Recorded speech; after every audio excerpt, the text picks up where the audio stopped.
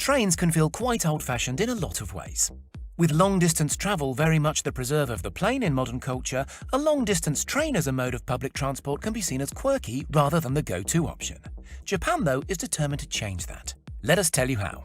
Japan's world record-breaking Maglev L0 passenger train has been under testing since it was unveiled to the press in November of 2012, achieving speeds of 374 miles per hour. The technically advanced train is eventually intended to run on the Chuo Shinkansen line, a route between Japanese capital Tokyo and the substantial provincial city of Osaka.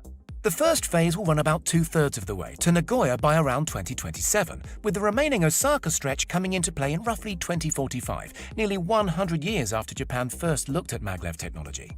The $47 billion construction of the phase to Nagoya, 85% of which will run in tunnels, will enable the run from the capital to the provincial city, a distance of around 185 miles, to happen in just 40 minutes.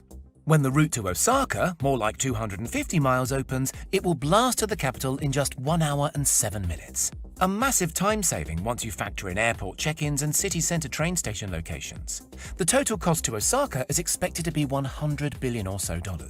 Maglevs, of course, combine a number of different technologies to achieve their breathtaking speeds. The key one, perhaps, is the concept alluded to in the name, magnetic levitation. The system uses only a single moving part, the train itself. The Japanese system is called the SC maglev.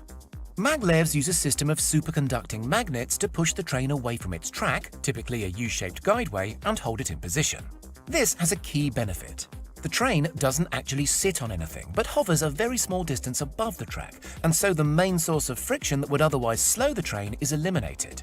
A second magnet system is used to propel the train, with the alignment of poles on the magnets used to simultaneously push the train away using repelling forces on the one hand and pull it forward using attracting ones on the other.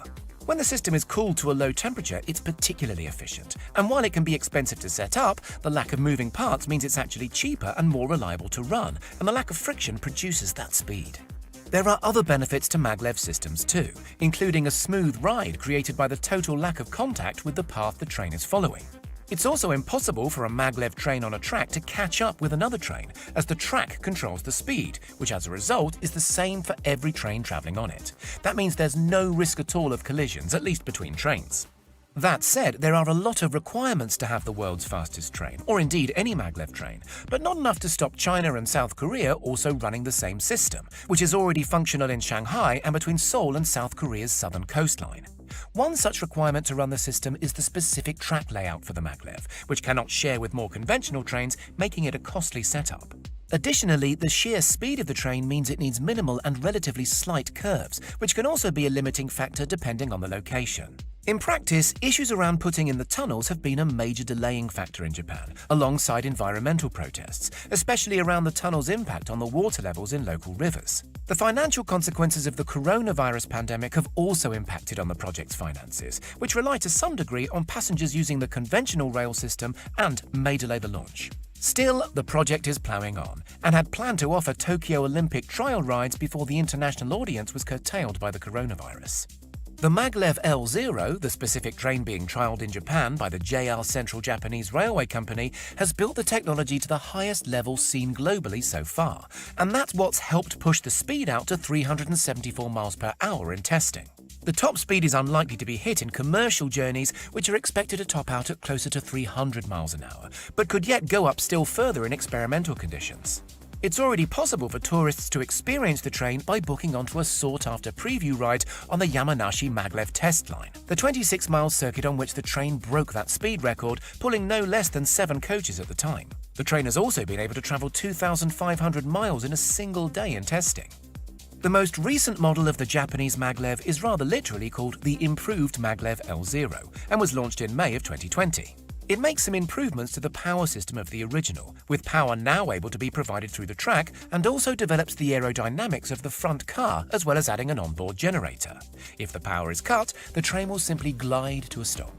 The aerodynamic improvements are said to be important to the speed of the train, but also to the noise it makes cutting through its surrounds so quickly, making the train feel more comfortable in an everyday commercial environment. While this latest model is unlikely to be the final one, designer Motoaki Terai has told the media that the latest version achieves 80 to 90% of the train's ultimate design goals, and like the earlier version, consists of a 12-car set.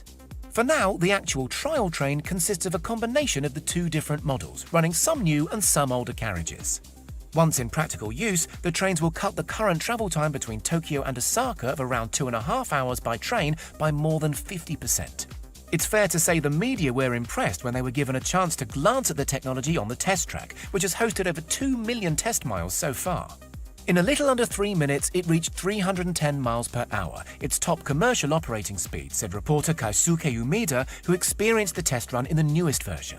I tried placing a plastic drink bottle in the drink holder to check the vibrations inside the carriage. It moved a little, but basically remained stable.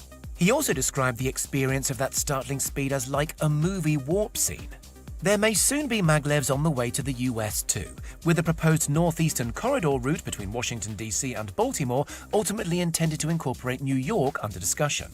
The talks are said to be ongoing on whether construction can begin, having stalled under the Trump administration due to a lack of support. Virgin Hyperloop and Elon Musk's Boring Company are making use of similar technology too.